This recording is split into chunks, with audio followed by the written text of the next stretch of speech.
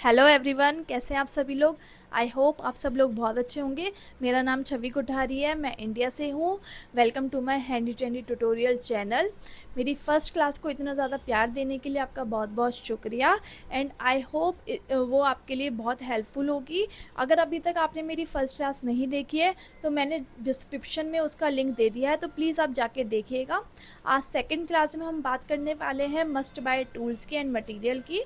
Beginners का बहुत बड़ा क्वेश्चन यही रहता है कि उन्हें वायर एप ज्वेलरी स्टार्ट करने से पहले तो उनको कौन से टूल्स चाहिए होते हैं, कौन सा मटेरियल चाहिए होता है। तो आज इस क्लास में आपके सारे डाउट मटेरियल्स को लेके, टूल्स को लेके क्लियर करने वाली हूँ। मुझे लगता है कि आपको ज़्यादा इन्वेस्ट करने की ज़रूरत नहीं है टूल्स और मटेरियल्स में। बहुत कम मटेरियल और टूल्स से भी आप अपनी वायर एप ज्वेलरी बनाना स्टार्ट कर सकते हैं। जब मैंने स्टार्ट किया था वायर एप ज्वेलरी बनाना, मैंने बहुत कम टूल्स के साथ स्टार्ट किया था। आई थिंक मैंने सिर्फ 3 प्लायर्स लिए थे, स्केल और नॉर्मल चीज़ें परचेज़ करी थी। तो इतना ज़्यादा इन्वेस्ट करने की ज़रूरत नहीं होती है टूल्स में। अगर आपके अंदर डेडिकेशन है वायर एप ज्वेलरी बनाने का, अगर आपको बनाना पसंद है वायर एप ज्वेलरी, तो आप बहुत कम टूल्स के साथ भी अपनी वायर एप ज्वेलरी बनाना स्टार्ट कर सकते हैं। सो चलिए स्टार्ट करते हैं आज की सेकेंड क्लास। सेकेंड क्लास में मैं बिगिनर्स को बताने वाली हूँ कौन से must buy tools and material हैं जो आपको ज़रूर परचेज करने चाहिए अगर आप वायर एप ज्वेलरी बनाना स्टार्ट करने वाले हैं। तो सबसे पहले स्टार्ट करेंगे वायर से। ऑफ कोर्स आप वायर एप ज्वेलरी बनाना स्टार्ट करने वाले हैं तो वायर तो सबसे ज़्यादा ज़रूरी है।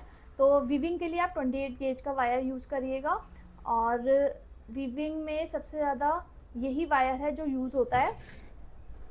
बेस वायर के लिए आप 18 और 20 राउंड परचेज करिएगा। अगर आप इन्वेस्ट ज़्यादा कर सकते हैं वायर्स में तो 16 भी परचेज कर सकते हैं, क्योंकि 16 से बेस बहुत अच्छा बनता है। तो 16, 18 एंड 20 राउंड परचेज करिएगा। स्क्वायर मत परचेज करिएगा अभी अगर आप बिगनर हैं तो, क्योंकि स्क्वायर के साथ वर्क करना बहुत डिफ़िकल्ट होता है, क्योंकि स्क्वायर ट्विस्ट हो जाता है। तो बिगनर्स को बहुत इशू होते हैं स्क्वायर के साथ काम करने में।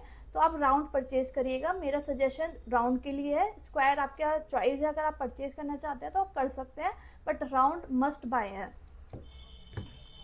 नेक्स्ट है प्लायर्स। सबसे पहले प्लायर आता है flat nose plier. Flat nose plier must buy है, क्योंकि इसके बिना आप वायर एप ज्वेलरी बना नहीं सकते। फ्लैट वायर 60% जो वर्क है वायर रैपिंग में वो फ्लैट वायर से ही होता है। फ्लैट वायर के बिना वायर रैप ज्वेलरी बनाना इम्पॉसिबल है। तो फ्लैट नोज प्लायर में आप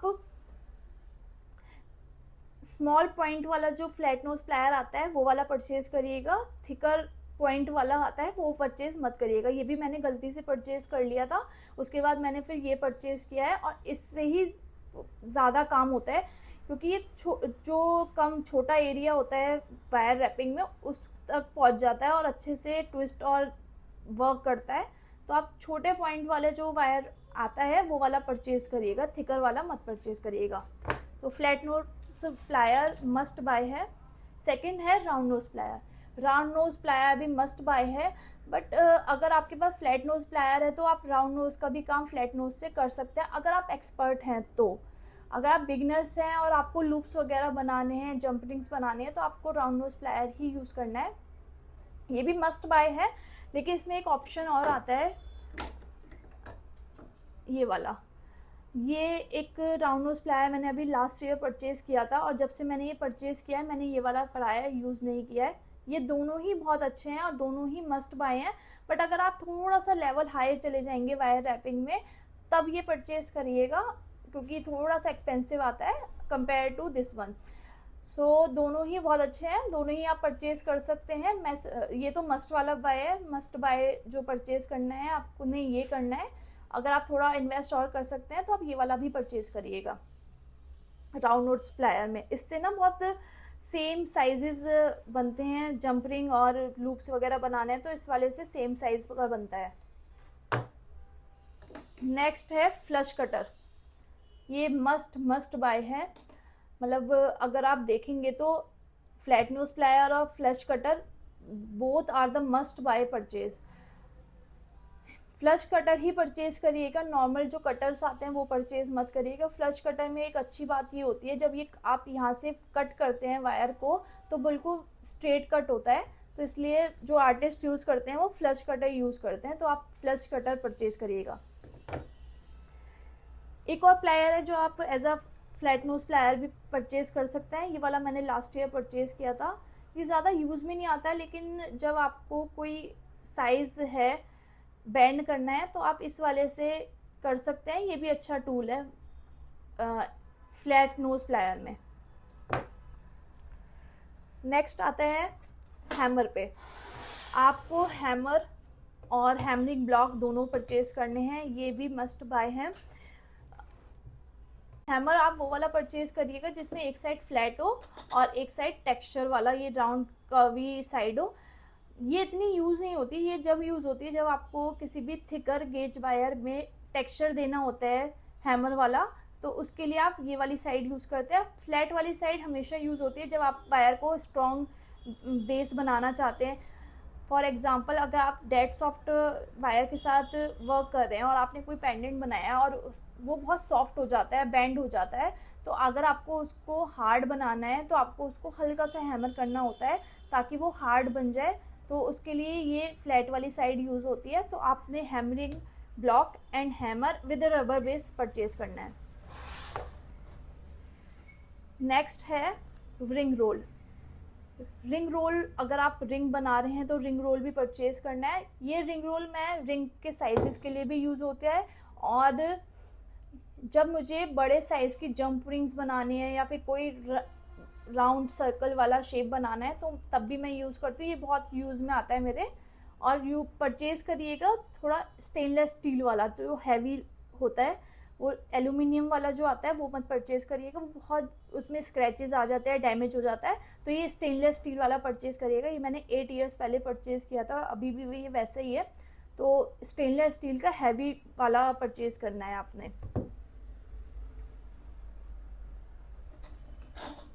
नेक्स्ट है फाइलर्स।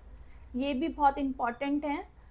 वायर रैप ज्वेलरी जब आप बनाते हैं तो उसमें बहुत ज़्यादा स्क्रैचेस भी आ सकते हैं, उसकी फिनिशिंग अच्छी नहीं होती। तो उसको फिनिश करने के लिए, उसका स्मूथ लुक देने के लिए आपको फाइलर्स की ज़रूरत पड़ती है। इसमें मैंने 3 सेलेक्ट करे हैं। वैसे मेरे पास बहुत सारे फाइलर्स हैं, लेकिन जो मस्ट बाय हैं वो है कि राउंड वाला, पतला वाला।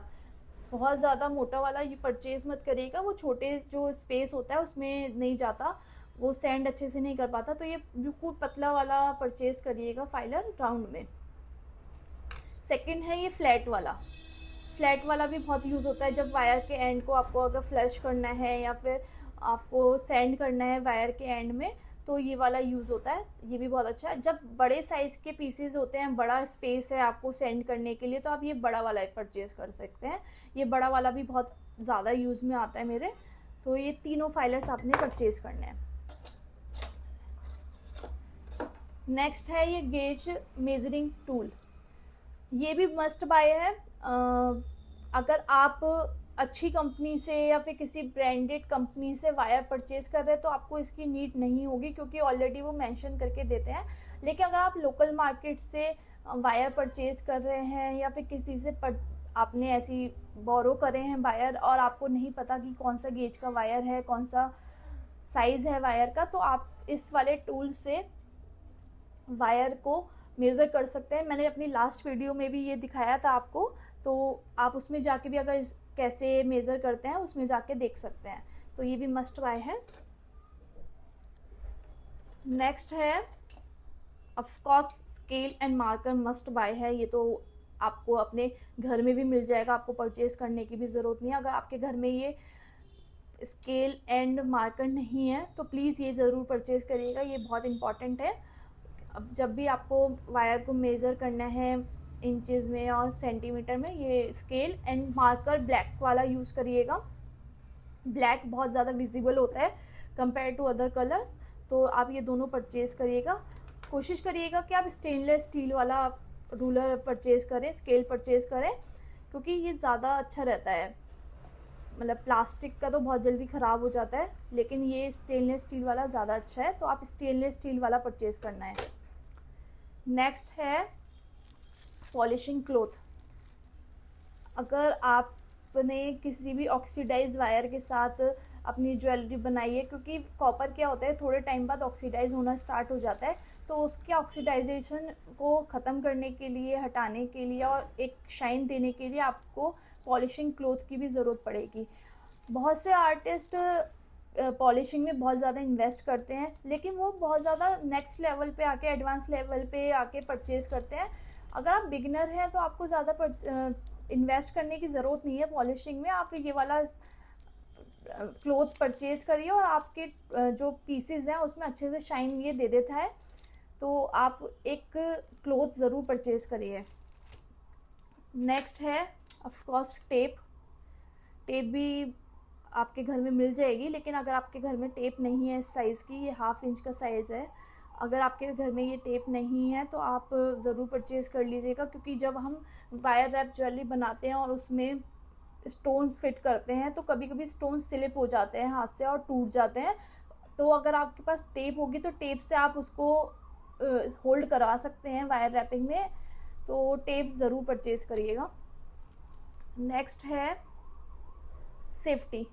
ऑफ कोर्स अगर आप वायर के साथ काम कर रहे हैं तो वायर बहुत पोकी होते हैं, आपके आँख में भी जा सकता है, आपके लग सकता है आँख में, तो उसके लिए आपके पास स्पेक्स ज़रूर होना चाहिए।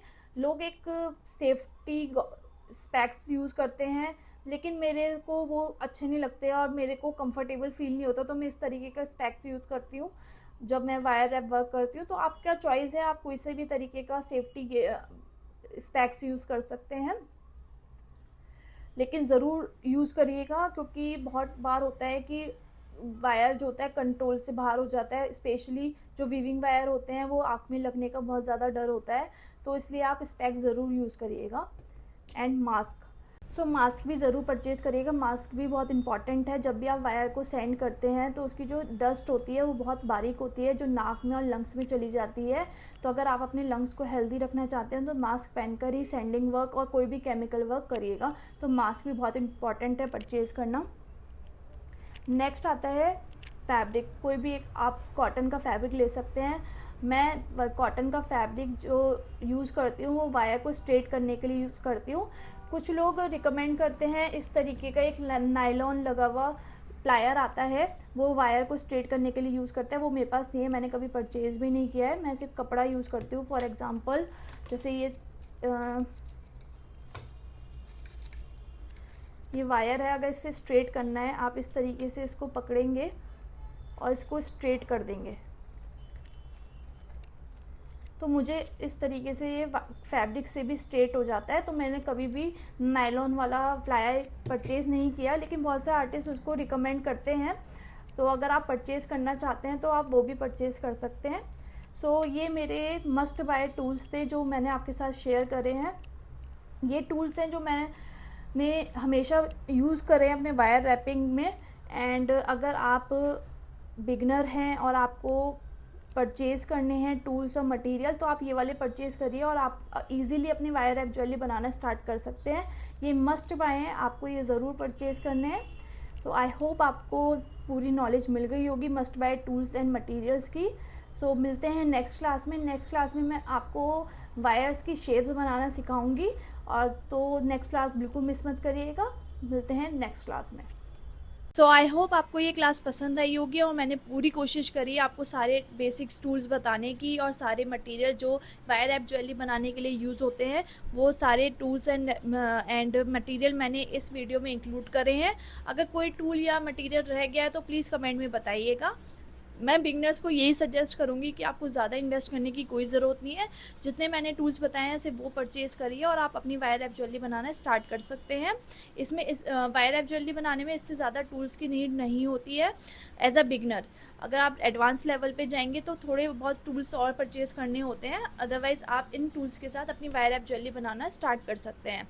बहुत बिगनर्स क्या होता है कि इन्वेस्ट कर देते हैं बहुत ज़्यादा टूल्स के साथ में, और उनको पता ही नहीं होता है कि उन टूल्स को यूज़ कैसे करते हैं। सो आप पहले स्टार्ट करिए बेसिक टूल्स के साथ और बेसिक ज्वेलरी के साथ, और देन स्लोली आप इंक्रीज़ करिए अपने वर्क की क्वालिटी को और इंटीग्रेट वर्क की तरफ जब जाइए जब आपका बेसिक्स क्लियर हो जाए। ठीक है, तो आपको क्या करना है, ये टूल्स परचेज़ करनी है, और नेक्स्ट क्लास में मैं आपको बेसिक वायर शेप्स बनाना सिखाऊंगी। एंड वो क्लास ज़रूर देखिएगा। और इस क्लास को भी आप प्लीज़ लाइक शेयर करिएगा, जिनको इनकी इस क्लास की नीड है उनके साथ ये शेयर करिएगा। मेरे चैनल को सब्सक्राइब करिएगा और नोटिफिकेशन आइकन को ज़रूर ऑन कर लीजिएगा। जो भी क्लास नहीं आएगी आपके पास नोटिफिकेशन आ जाएगा, तो आप कोई भी क्लास मिस नहीं करेंगे। और अगर आपको मेरा वर्क देखना है, मैं कैसा वर्क करती हूँ, तो आप मेरे इंस्टाग्राम अकाउंट को भी फॉलो कर सकते हैं। मैं फेसबुक पे भी है मेरा पेज, तो आप मेरे फेसबुक पेज को भी लाइक कर सकते हैं। अगर आप मेरे वर्क को परचेज़ करना चाहते हैं तो आप प्लीज़ मेरी एटसी शॉप पे विज़िट करिएगा। मैंने तीनों की लिंक अपने डिस्क्रिप्शन में दे दी है, तो प्लीज़ ज़रूर चेकआउट करिएगा। मिलते हैं नेक्स्ट क्लास में। Thank you so much. नमस्ते।